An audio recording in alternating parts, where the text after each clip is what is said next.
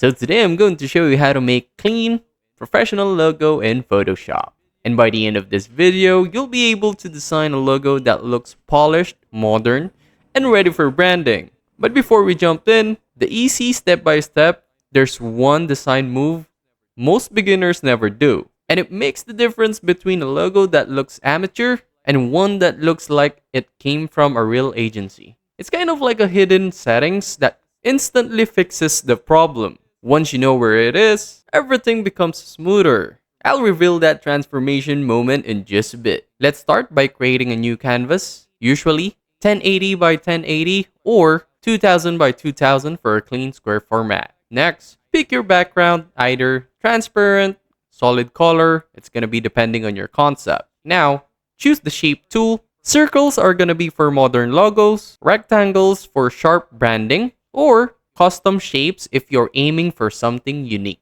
So add your icon, adjust the spacing, and choose a font that matches the brand's personality. Here's the part that changes everything. Once your basic logo is in place, add a subtle layer style. Go to layer styles, add a tiny drop shadow, or a gradient overlay with just a 2 to 3% change, or a stroke with a very thin weight. After that, export it as a PNG for transparency, or a high-resolution JPEG for social media. And just like that, you've created a clean, branded logo inside Photoshop. If you want more Photoshop tutorials like this, drop a comment, let me know what effect you want next. Don't forget to like and subscribe. And I'll see you on the next one.